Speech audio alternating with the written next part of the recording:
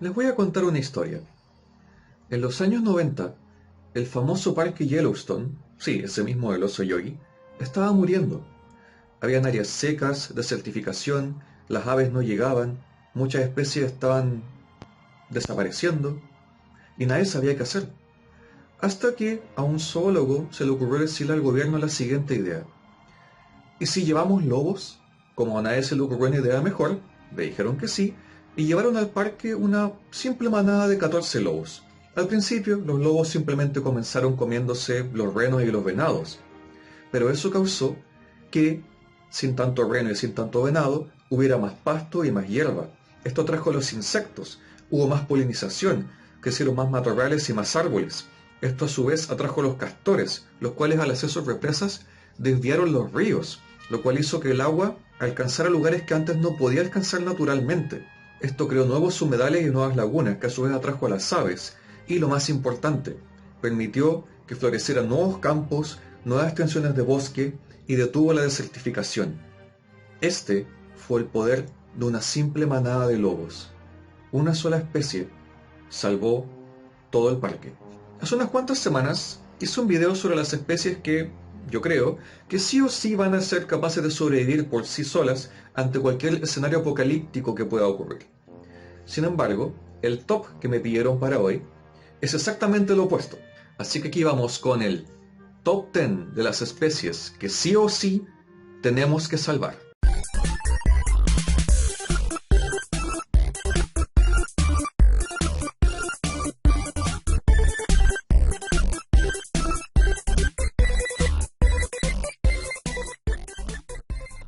Varias veces he mencionado que debido a las cosas que nosotros le estamos haciendo al océano, las medusas se están aprovechando y se están convirtiendo en plaga en todas partes del mundo.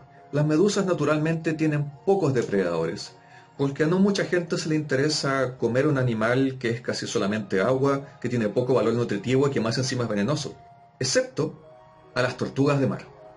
Las tortugas de mar han evolucionado para poder resistir el veneno y para poder sacarle provecho al poco valor nutritivo que tienen las medusas. Son de los pocos seres en el océano que se dedican exclusivamente a comerse a estos bichos. Sin embargo, con todo el plástico que nosotros estamos arrojando al océano, las tortugas tienden a confundir las bolsas de plástico con medusas. Se las comen y se atragantan o no las pueden digerir y se mueren. Así que, si de aquí a unos 10 o 20 años más no queremos un océano lleno de medusas, necesitamos salvar a las tortugas de mar. Siempre se habla de las aves como unos grandes e importantes controladores de insectos alrededor del mundo.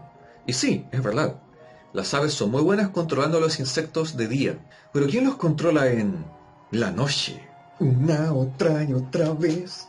Pues aquí es donde entran en acción los murciélagos. Contrario a los estereotipos que los relacionan con brujería y con vampiros y con sangre, los murciélagos son de los animales más útiles que podemos tener.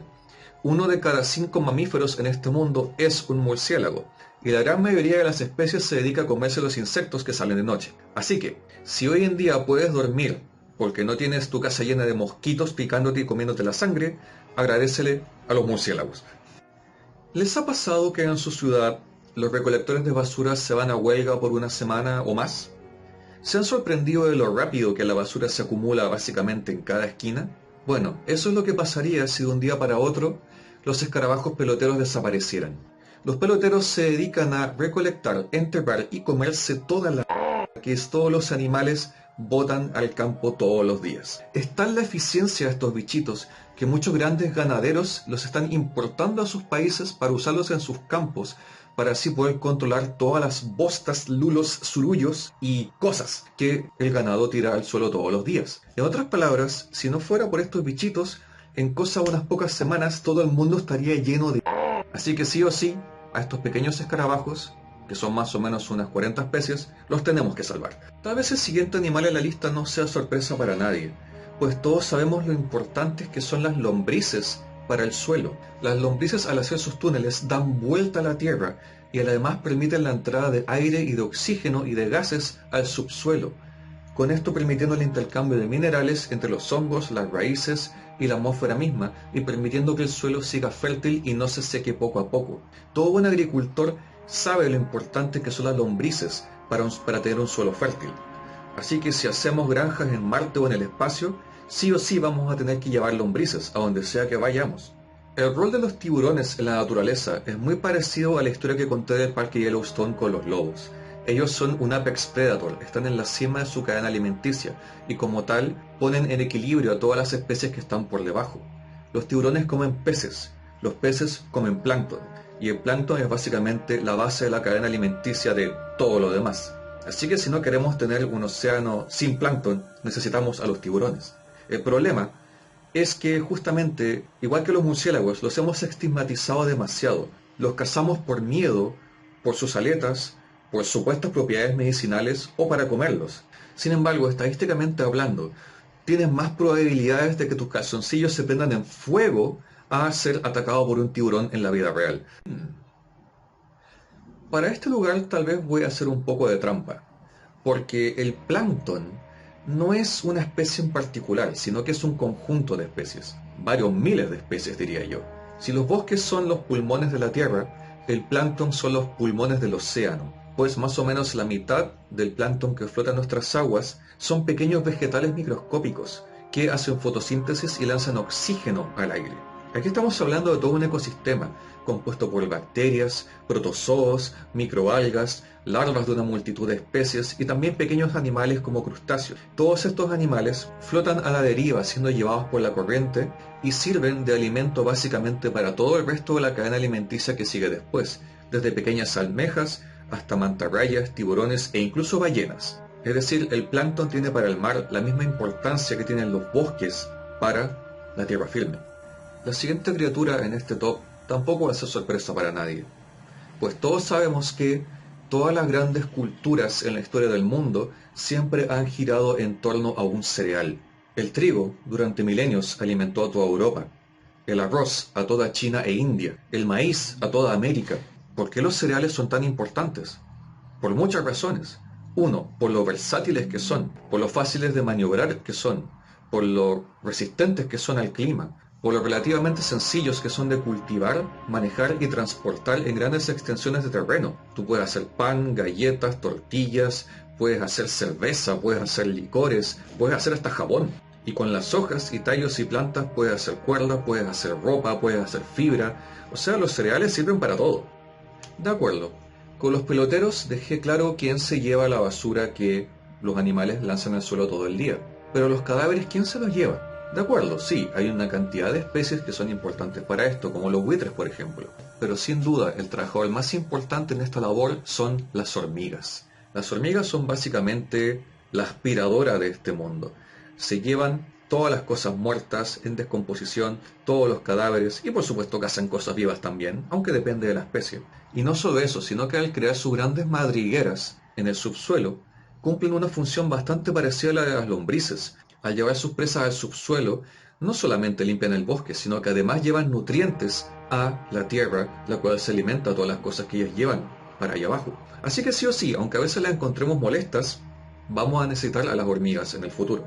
Muchas veces el daño que le hacemos al mundo se da en lugares que nosotros no podemos ver, y eso es lo que pasa en el fondo del mar con los corales. Los arrecifes de coral son el hogar y el refugio de miles de especies de peces, crustáceos, anémonas, moluscos y un montón de cosas más. Los arrecifes de coral son en sí mismos un ecosistema. Sin embargo, con el calentamiento global, los arrecifes de coral están muriendo. Y destruir un arrecife de coral sería como si de repente alguien llegara y destruyera toda la ciudad en la que vives tú. Y más importante que eso, los corales capturan más o menos el 50% del CO2 que nosotros lanzamos al aire. Al ser de coraza dura, las corazas duras de los corales están hechas de una mezcla de carbonato de calcio. Es decir, la mitad del CO2 que va hacia la atmósfera y que va a parar al mar, termina formando parte de los esqueletos de los corales. Gracias a ellos es que el planeta no está más caliente de lo que ya está. Ya sabemos quién se lleva los lulos y surullos, y ya sabemos quién se lleva los cadáveres. Pero ¿quién se lleva la madera muerta? Aquí es donde entran en acción las nunca bien valoradas termitas. Las termitas son uno de los pocos animales que pueden digerir directamente la madera.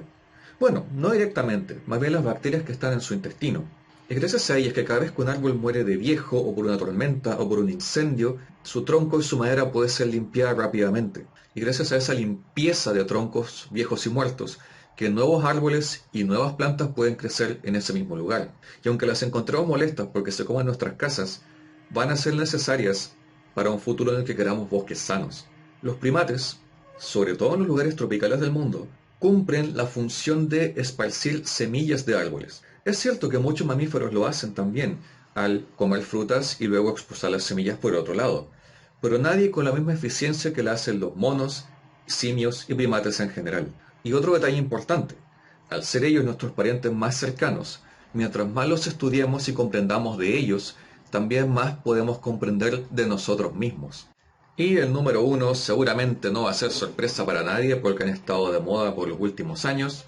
Así es, las abejas.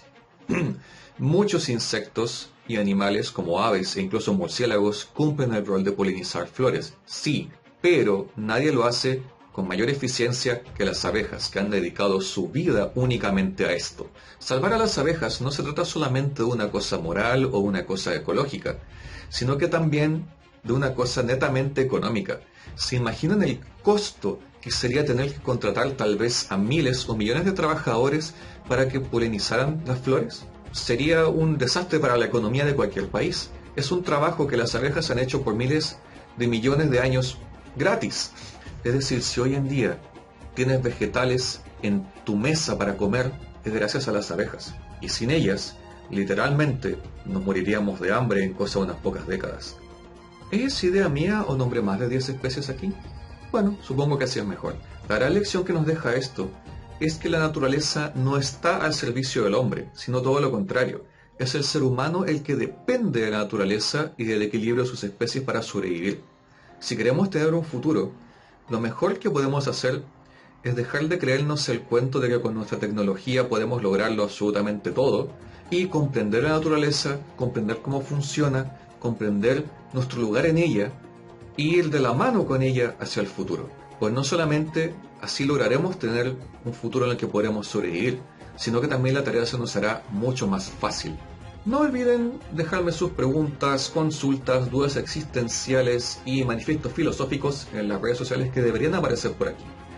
Nos vemos la próxima semana. Y si no los vuelvo a ver porque me puse a hacer mi propio cultivo de lombrices, yo les digo, buenos días, buenas tardes y buenas noches. Gracias por ver.